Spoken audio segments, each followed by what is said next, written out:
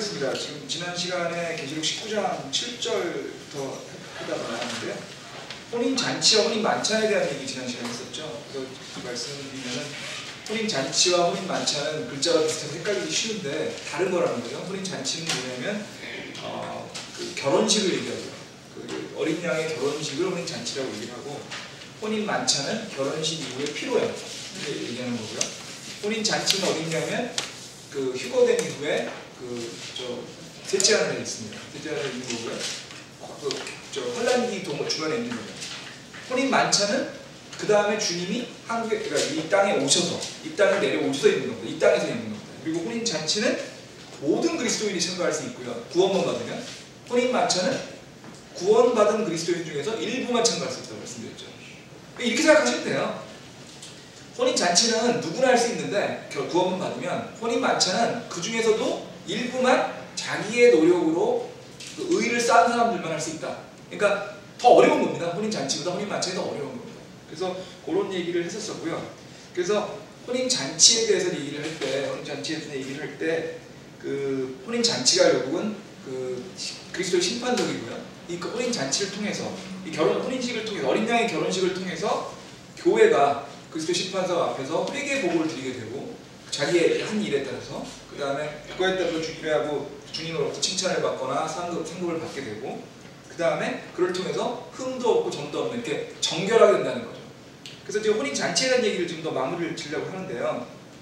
잘 생각해 보십시오. 혼인 잔치는 누구나 될 수 있습니다.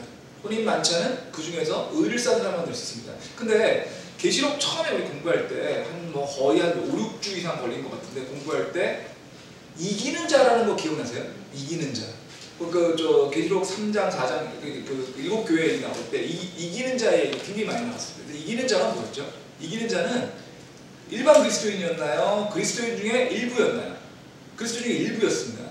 이기는 자는 뭐였냐면, 모든 사람이 주님의 구원을 받고 난 다음에 주님의 구원 이후에 그 주님을 위해서 사역한 사람들, 주님과 같이 주님을 복음을 전하기 위해서, 아니면 주님의 뜻을 위해서 열심히 주님과 같이 동역한 사람들, 이런 사람들이 이기는 자라고 말씀드렸잖아요. 그 이기는 자들이 뭐가 된다고 그랬죠?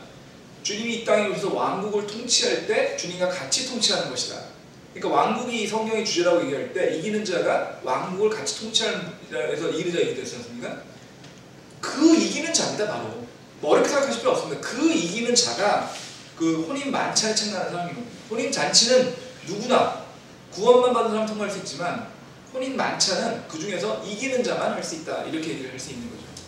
그러면 요거에 대해서 또 성경 구절, 중요한 구절 한번 보겠습니다. 고린도전서 3장 보겠습니다. 고린도서 3장 좀 내용이 긴데요. 6절부터 볼까요? 6절부터. 5절부터 보겠습니다. 그런즉 여기 5절부터가 이 그 챕터의 제목이 잘하게 하시는 이는 오직 하나님이라고 되어 있습니다. 제가 가지고 있는 스타디 바이블에 보면 잘하게 하시는 이는 오직 하나님 되어 있는데, 5절부터 읽을게요.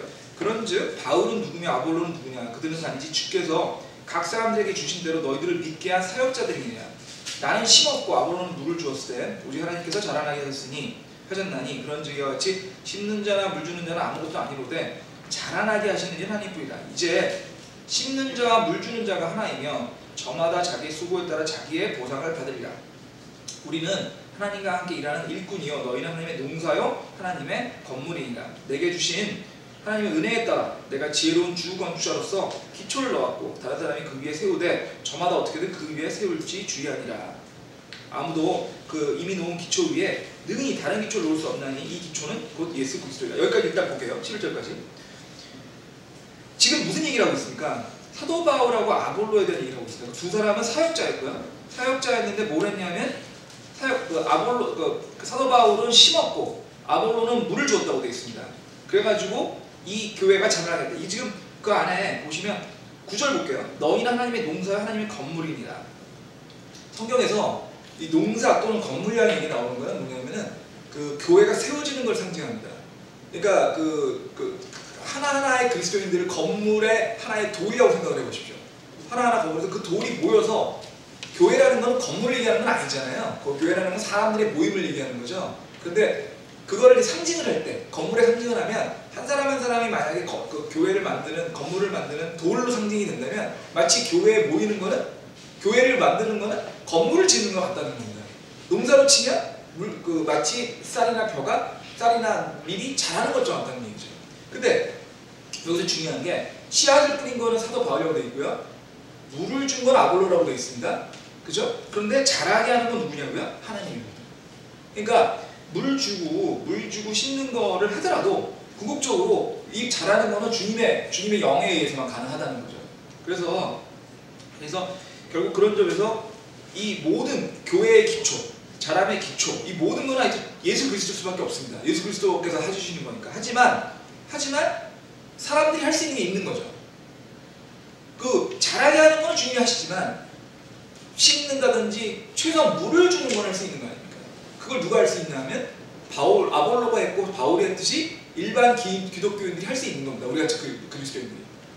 그 얘기가 지금 그 얘기입니다. 뭐냐면 그 예수 그리스도의 그 위에 10절 보세요. 내가 주신 하나님의 은혜에 따라 내가 지혜로운 주고 주셨어. 그 기초를 놓았고 다른 사람들이 그 위에 세우되 저마다 어떻게 그 위에 세울지를 주냐냐. 모든 그리스도인들이 사도 바울과 함께 교회라고 하는 그 주님의 모임을 교회는 모임을 얘기하는 거니까 만들어 나간다는 겁니다. 사역의 동체원으로서. 이해되세요? 그러니까 지금 그 얘기를 하고 있는 건데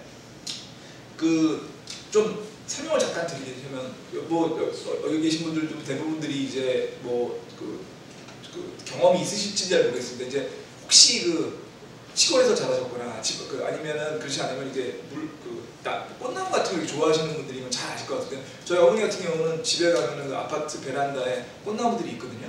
꽃나무들에 이제 물을 이렇게 주면 꽃나무들이 훨씬 더 좋아지죠. 근데 저는 서울에서 자라서 사실은 이제 그런 식물이나 이런 거에 대해서 잘 모릅니다. 해본 적도 없고 기본적으로 게으른 사람이기 때문에 그런 거 잘 안 하거든요. 근데 저희 회사가 이제 지금 있는 위치가 저희 회사 건물이 원래 단독주택이었던 거를 개조해가지고 사무실로 쓰고 있거든요. 마당이 있어요.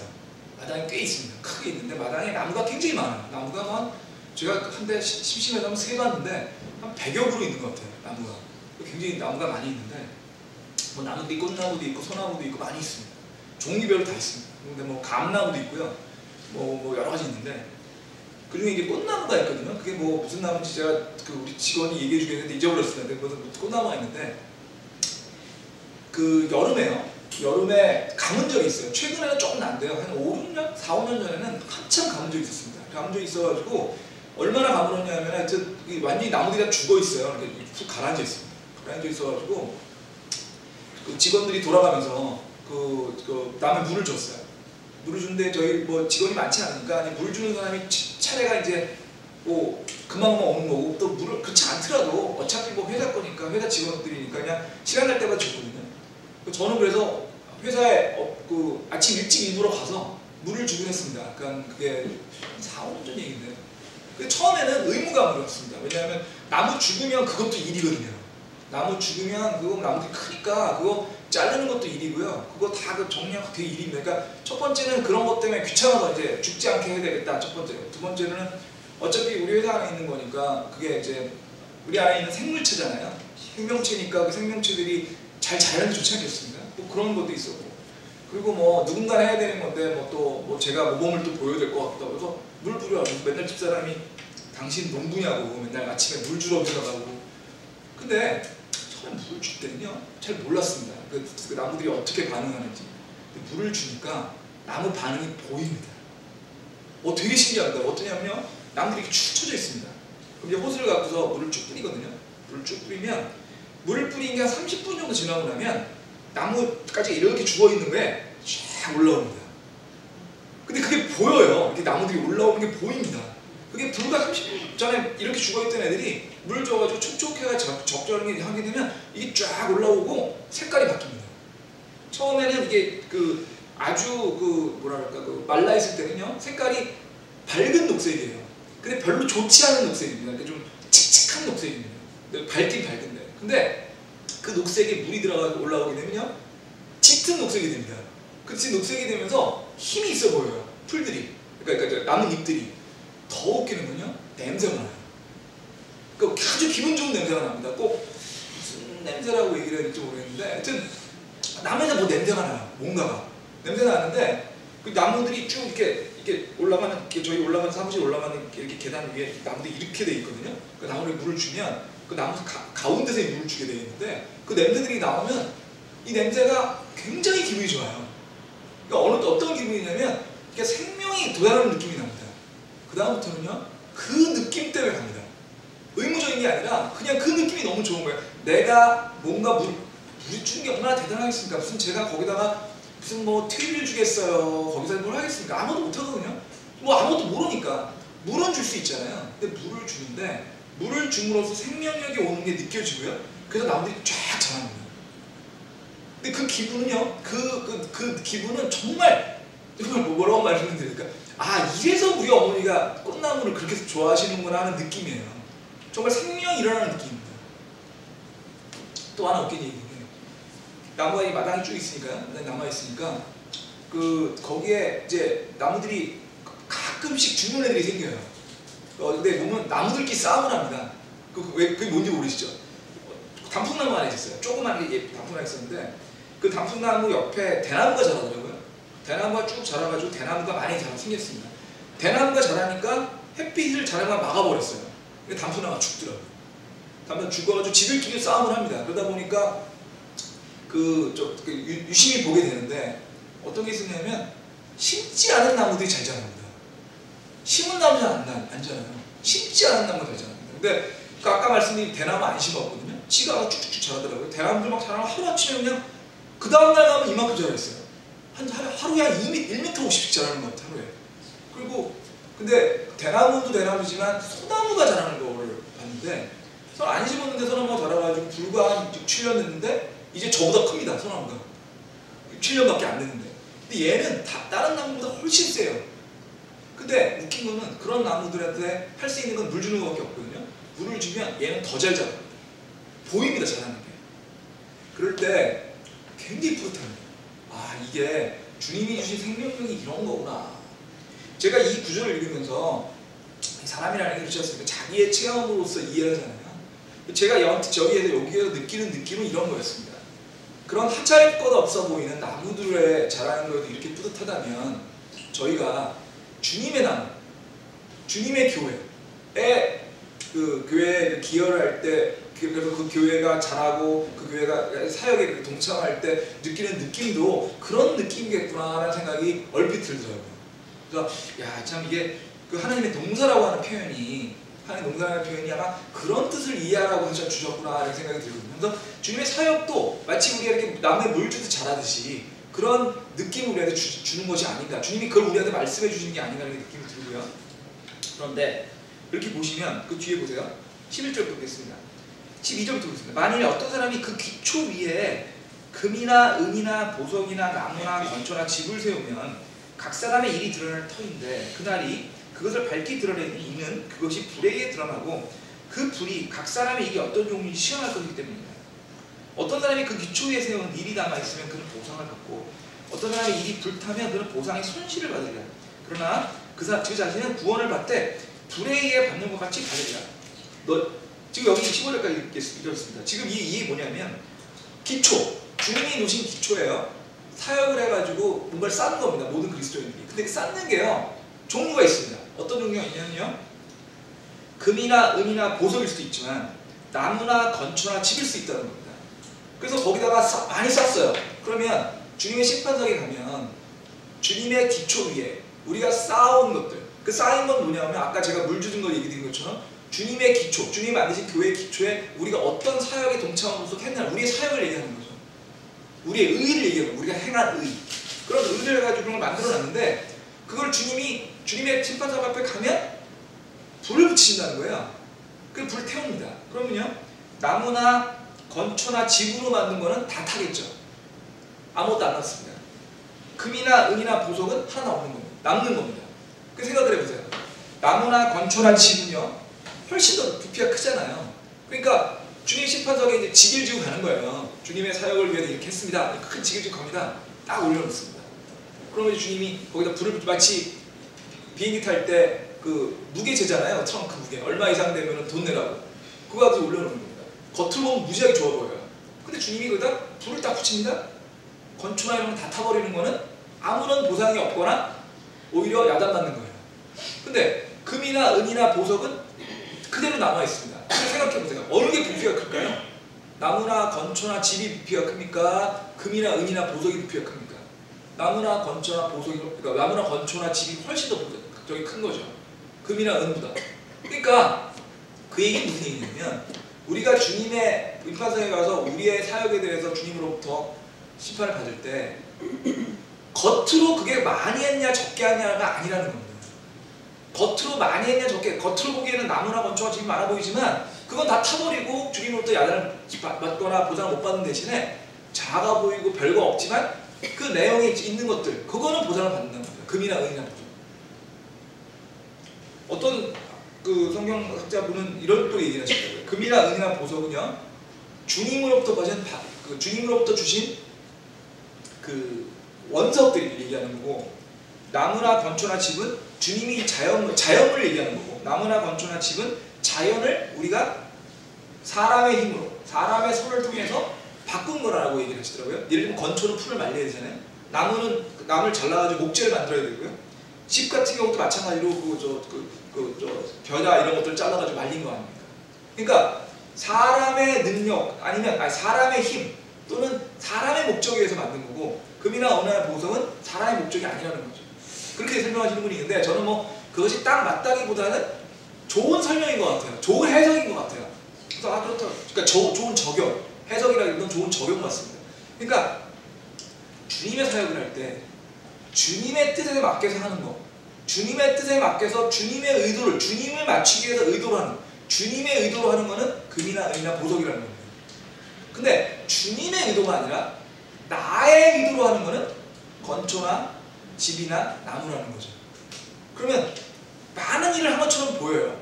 그런데 그 많은 일을 한 것 중에서 주님의 의도로 한 거는 겉으로 보기에는 난 상대적으로 많지 않지만 주님으로부터 칭찬을 받을 수 있지만, 많아 보이지만 자기의 의도로 한 거는 주님 앞에 가면 다 불탄다는 겁니다.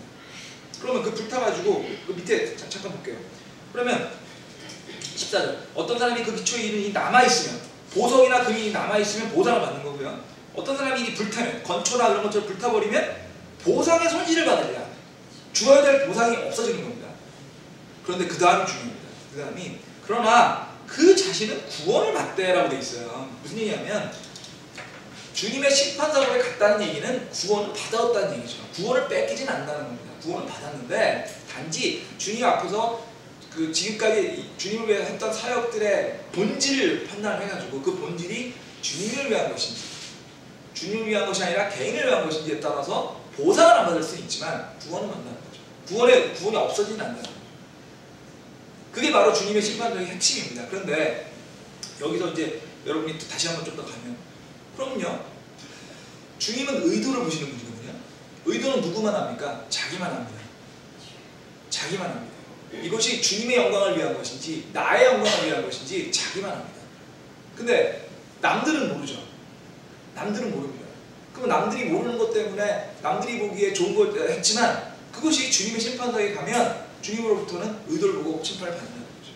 그러니까 아주 시골에서 아주 조그만 교회에서, 뭐 우리보다 더 작은 교회에서 오직 주님만을 믿고 그렇게 아주 별거 아닌 사역을 한 사람들, 예를 들면 그냥 진짜 아무것도 아닌 것처럼 보일지 모르지만 정말 주님의 사역을 한 사람들은 주님 전에 가면 금과 보석이 될 거예요. 반면에 무지하게 큰 교회에서 무지하게 큰 일을 했는데, 근데 그것이 주님의 의도를 위해서보다는 자기를 높이고 자기 잘난 척하려고 했다면 전에 가서 야단을 만나는 겁니다.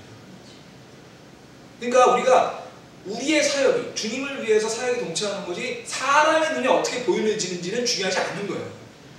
그걸 평가받지 않으니까. 진짜 의도는 주님만 아시거든요. 여러분이 속마음에서 뭘 했는지 주님은 아시잖아요. 여러분도 알고 주님도 아시지만 다른 사람은 모릅니다. 근데 사실은 이게 주님의 사역에 동참한다는 것이 상당 부분이 자기를 위해서 합니다. 가장 대표적인 게 정치인들이죠. 뭐 여러분들 다 정치인 싫어하실 테니까 정치인들은 나쁜 얘기해도 괜찮을 것 같은데, 정치인들이 얼마나 그 이율배반적이고 소위 말해서 두 얼굴 가진 사람들 아시잖아요.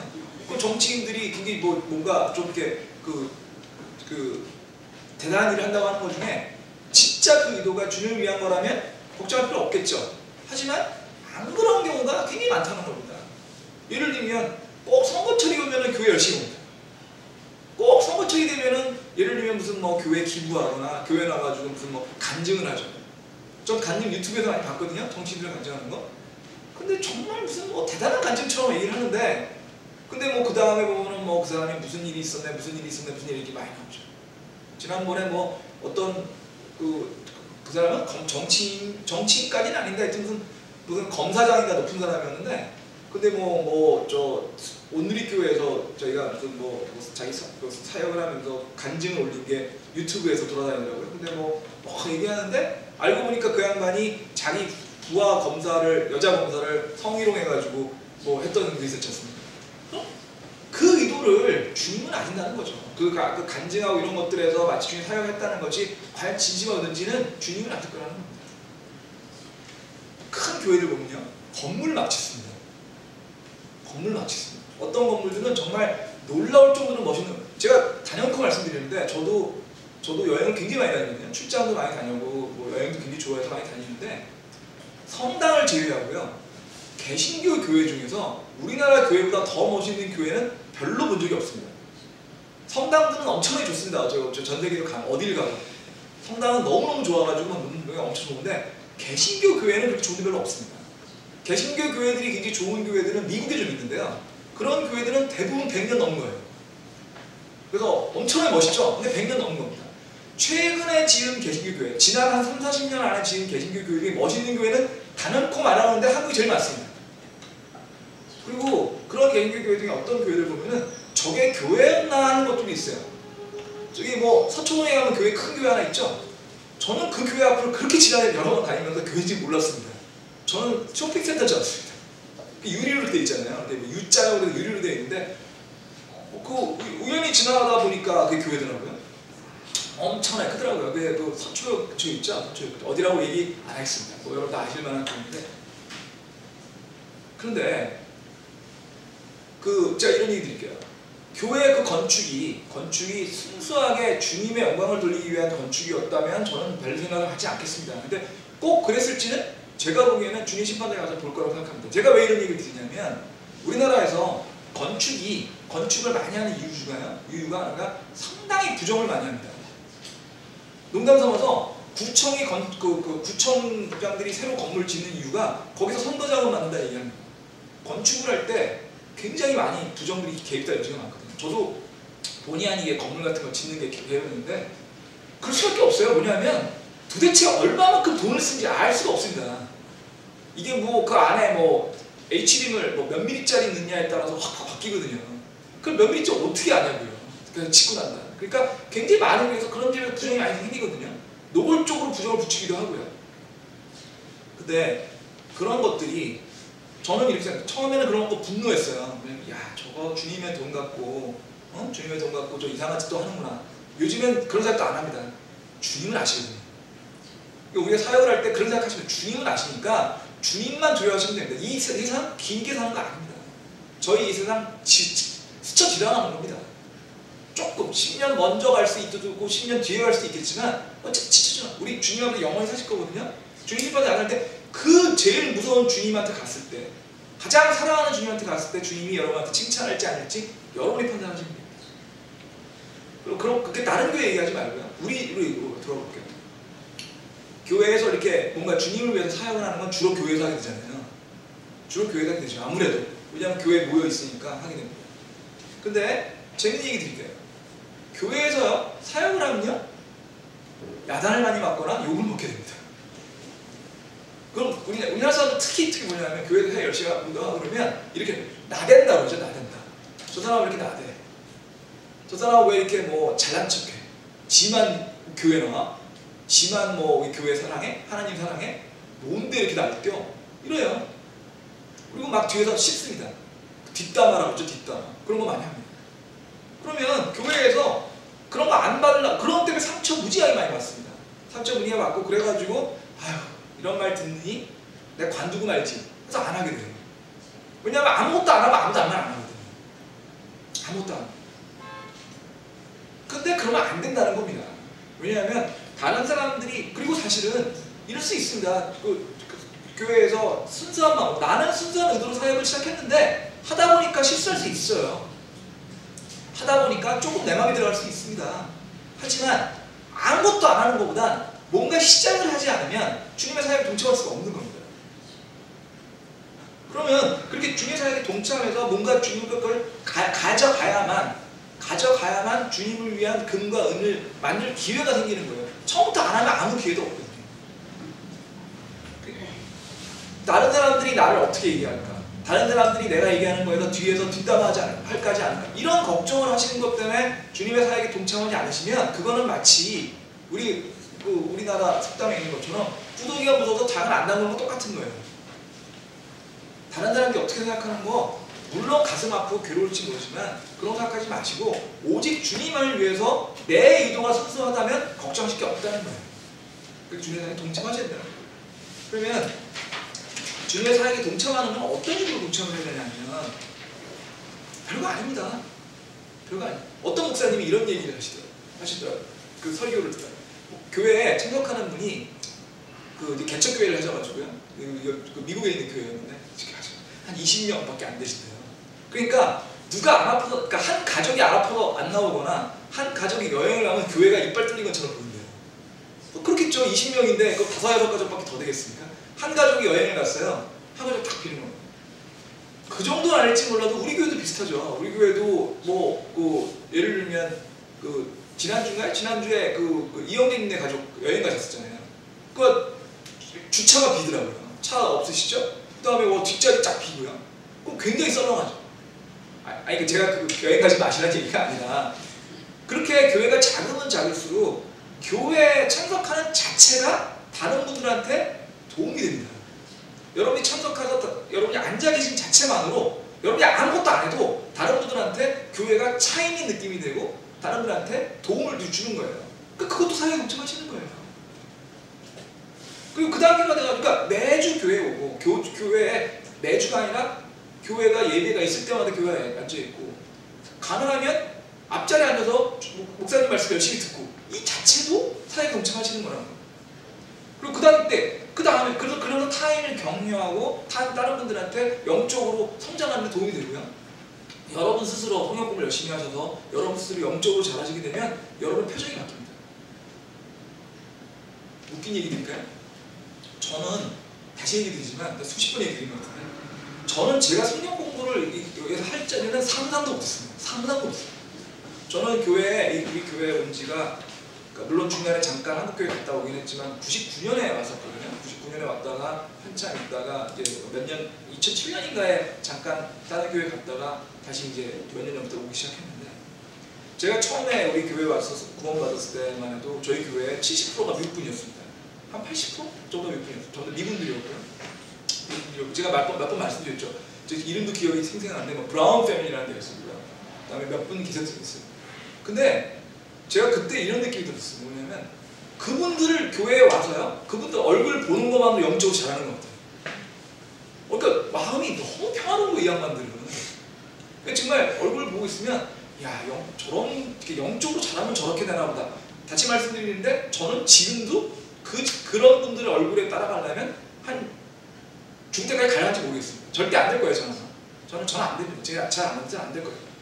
안 될 건데 그런 분들은요 아무 얘기 안 하셔도 영적으로 도움이 됩니다. 사역하고 계신 거예요. 한 번은 그 브라운 패밀리 가족이 초청을 해가지고 무슨 일인지 하여튼 그분이 저 8군 안에 사셨거든요. 여기 용산 미 캠프 안에 사셔가지고 그 안에 들어갔었는데 대령이세요. 대령. 근데 한미연합사 대령이면은 굉장히 높은 거예요. 우리나라에 있는 그 장교 중에서 가장 높은 순위 안에 육군 안에 3명 안에 들 겁니다. 근데 그러니까 위치가 굉장히 좋아요. 근데 그 8군 안에 가장 좋은 위치가 어디냐면 수영장 앞편입니다. 근데 갔더니 이 집은 그 집 앞을 다 막아놨어요. 큰 나무 판자를 막아놨더라고요. 그래서 제가 이거 왜 이렇게 막으셨어요? 했더니 그 앞에서 군인들이 막 그냥 수영장 앞이니까 거의 벌거벗고 놀 거 아닙니까? 그게 애들한테 안 좋을 것 같아서 다 막아놓으셨더라고요. 정말 이게 정말 그 집에 제가 굉장히 귀여워하던 꼬마가 있었어요. 지금도 기억나는 팀이라는 애였는데 지금은 한 180이 넘겠더라고요. 그 사진을 그 페이스북에 보니까 사진이 엄청 컸던데 그때 그냥 5살짜리였으니까 그 녀석 제가 되게 귀여워해가지고 맨날 안아주고 그랬었는데 얘가 그 예배 시간에 가끔씩 딴 짓을 해요. 야단을 이렇게 뭐 딴 짓을 하면 그 아마 여기 진업 형님은 기억하실 거예요. 얘기를 하면 사모님 그 부인이요, 브라운 형님 부인이 걔를 데리고 나갑니다. 저는 왜 나가는지 몰랐습니다. 맞고 와요. 화장실에 가서 맞고 옵니다. 얼굴이 뻘게 애가 엉덩이로도 맞았겠죠. 얼굴이 뻘가요. 그런데 그런 거 몇 번 하고 나니까 애가 5살짜리 6살짜리가 안 졸아요. 죄송한 얘기인데 여러분들 안 조실 수 있나요? 저는 좁니다. 가끔씩. 매일 안 조는 게 자랑스럽습니다. 매일 안 조니까. 근데 가끔 좁니다. 오후에 졸리지 않습니까? 솔직히. 밥 먹고 걔 안 졸아요. 걔는. 그거 보고 있으면요 정말 위로가 됩니다. 아, 쟤도 안 조는데 난 조지 말아야지. 사역이 그런 거예요. 저는 그렇게 생각합니다. 저는 저희 교회에서 제가 제일 많이 자랐다고 생각하는 거는 제가 뭐 성경 공부를 배워서 그런 게 아니라 그래서 저는 이런 생각이 있어요. 아, 저런 분들처럼 되고 싶다. 한 번쯤은 죄송한 얘기인데 아직도 못 됐고요. 아마 영원히 못 될 겁니다. 저는. 하지만 그런 거로 모티베이션이 된다는 거죠. 그러니까 그런 것도 사역이고요. 그 다음 단계가 되면 제가 1단계는 뭐죠? 교회 매일 오시는 거고요. 2단계는 교회에 오셔서 여러분들이 영적으로 잘하는 모습을 다른 분들한테 보여주는 겁니다. 보여주려고 할 필요도 없습니다. 잘하면 다 보여요. 안 잘하면 안 보입니다. 잘하면 보입니다. 세 번째는 뭐냐? 그 다음에는 이제 교회 사역에 참가하시는 거죠. 예를 들면 성가대 나가고 우리 최영기님 몸이 편찮으신데도 요즘에 계속 성가대 하시잖아요. 얼마나 마음에 위로가 되는 거예요. 그리고 성가대 참가 그리고 지금 이제 지난주에 돌아가셨지만 아티 형님이 가끔 특성하시잖아요. 아티 형님이 특성 너무너무 두려워하시는 분이거든요. 자기 노래 너무 못하신대요. 특성 근데 가끔 하시는데 웬만한 소프라노 하는 것보다 웬만한 테너 하는 것보다 그분 말씀이 더 마음에 와닿지 않습니다. 영적인 건 그런 거거든요. 그렇게 참가하시면 돼요. 그래서 이런 식으로 그리고 또 중요한 거는요. 여러분이 교회 안에서 어떤 타이틀을 생각하실 필요 없어요. 침례교회는 다행히도 타이틀이 없습니다. 집사밖에 없죠. 집사는요. 저희가 옛날에 공부했죠. 집사의 원어를 집사하고 하게 되면 집사는요. 디아코노스라는 단어에서 나온 말인데 헬라어에서 그거는 종하고 어원이 같습니다. 일하는 종이에요. 일하는 종. 디아코노스 아무것도 아닙니다. 그러니까 집사라고 해서 높은 건 절대 아니거든요. 근데 우리 교회는 그나마도 없죠. 그건 좋은 거예요. 이게. 왜냐하면 모든 사람이 만인 제사장이라고 공부했지 않습니까? 모든 사람이 제사장이거든요. 그러니까 타이틀이나 이런 거 없이도 누구나 일을 할 수 있는 이런 게 되게 좋은 거예요. 근데 얘가 왜 얘기 드리냐면요. 많은 침례교회에서 누구는 집사가 됐는데 자기는 집사가 안 됐다고 교회 그만두시는 분도 있어요. 웃기시죠? 사실입니다. 그러지 말라는 겁니다. 주님이 그런 거 원치 않아요. 주님은 여러분의 타이틀 보지 않습니다. 여러분이 어떤 이름으로 왔는지 보지도 않으시고요. 어떤 일을 했는지도 보지 않습니다. 그것이 청소를 했건 아니면 그 화장실 청소를 했건 아니면 성가대를 했건 아니면 그 애들하고 그 널스에 있었던 여러분이 한번 보지 않으시나요? 주님이 보시는 분은 그것이 주님의 영광을 위해서 하신 것이지 여러분의 영광을 위해서 하신 건지만 보신다는 겁니다. 정말 빼가지 않아요. 우리의 능력이 어떤 걸 다 아시니까 우리가 그 의도만 경험한다면 주님께서는 칭찬하시고 상을 주신다는 겁니다. 인간은 그렇게 할 수 없죠. 일반 기업체에 가면 저도 기업에 다니지만 기업체에서는요 이렇게 얘기합니다. 의도는 관심 없다고 얘기해요. 저도 그렇게 얘기합니다. 의도 관심 없다고 합니다. 뭐 직장인 다니시면 다 아실 거예요. 야 여기 학교냐? 열심히 했습니다. 이런 얘기할 때 있어요. 직원들이 그런 얘기합니다. 열심히 했습니다. 여기 학교냐? 왜 학교냐?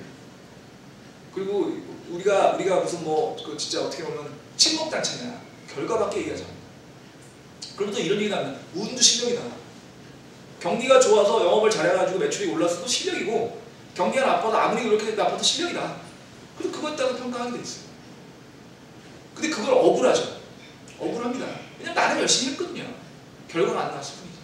억울하지만 할 수 없습니다. 이 세상에는. 주님은 안 계시다는 겁니다. 이게 얼마나 좋습니까? 주님은. 여러분이 아무리 사소한 거라도 의도대로 생각하십니까?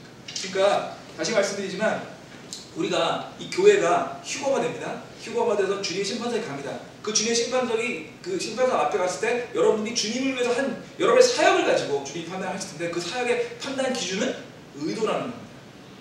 주님을 위한 의도. 그래서 그걸 판단하고 그거에 따라서 주님께서 상을 주시는데 그런 걸 안 하면 상을 안 주시긴 하는데 구원을 뺏어가진 않는다. 굉장히 중요합니다. 구원을 뺏어가진 않는다. 이해하시겠죠? 그러니까 지난주에 얘기 드린 것처럼 비행기를 탈 수 있는 천국에 가는 비행기, 왕국에 가는 비행기를 탑승을 할 수 있는 건데 사역을 하면 2등석이 비즈니스석이나 퍼스트 클래스로 업그레이드가 되는 거고 아니면 이코노미 그냥 있는 겁니다. 그런 차이예요. 그런 차이고요.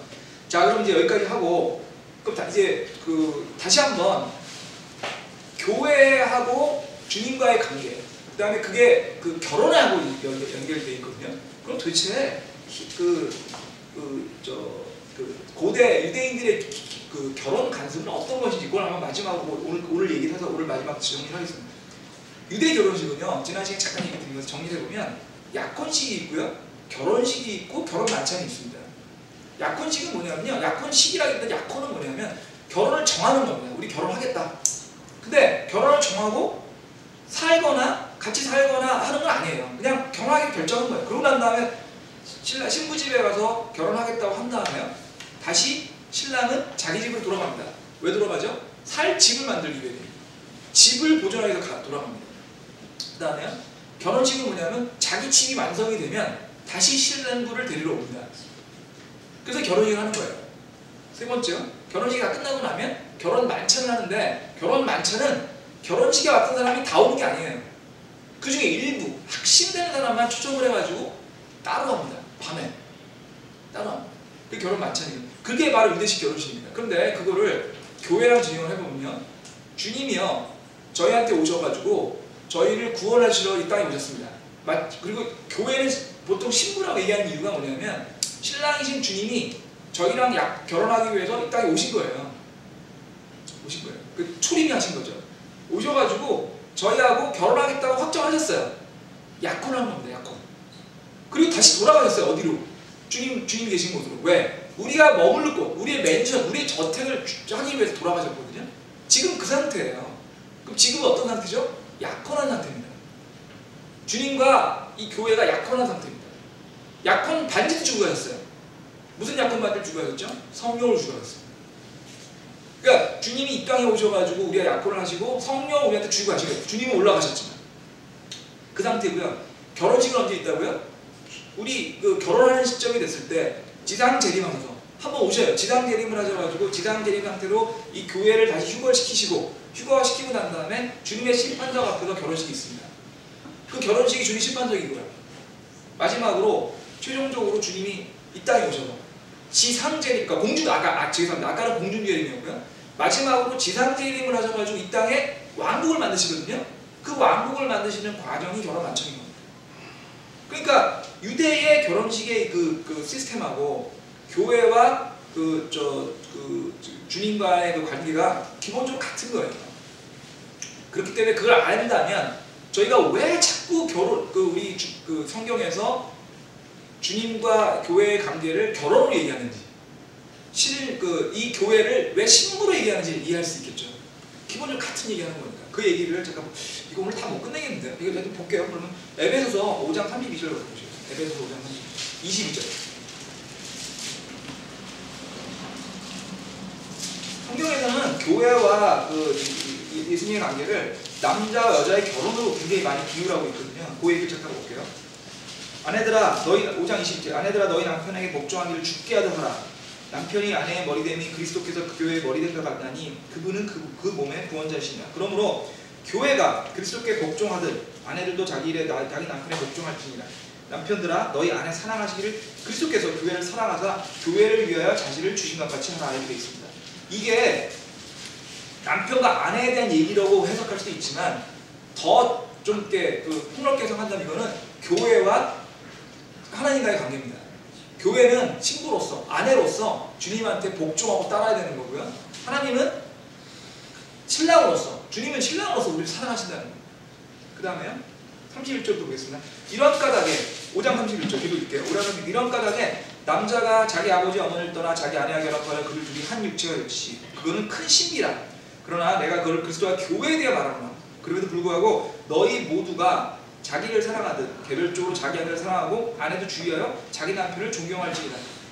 이거 아내와 남편에 대한 얘기죠. 그렇게 보이죠. 그 얘기 됩니다. 하지만 그 얘기 써있잖아요. 이 32절 내가 그리스도와 교회에 대한 말을 그리스도와 교회의 관계에서도 이 관계가 성립이 된다는 겁니다.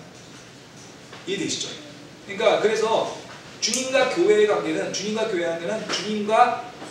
그 남편과 아내의 관계하고 같은 거고 그러다 보니까 남편과 아내의 관계에 따라서 지금 어떤 식으로 우리가 살아야 되는지를 지금 설명을 하고 계시는 거고요. 그거는 결국 약혼, 결혼식, 결혼 만찬 그러니까 혼인잔치, 혼인 만찬으로 이루어지는 유대식 결혼식 과정이 주님과 우리의 관계 그 우리의 구원과 영생의 관계와 다 연결되어 있다는 거 왕국과 연결되어 있다는 거 이런 얘기를 하고 있는 거고요. 다 끝날라고 했는데 이것도 못 끝내겠네. 요 얘기하고 호세아서하고 연결시켜가지고 다음 시간에 마지막으로 좀 또 요 얘기를 7절까지 하고 8절 넘어가도록 하겠습니다. 그럼 기도하고 마무리하겠습니다.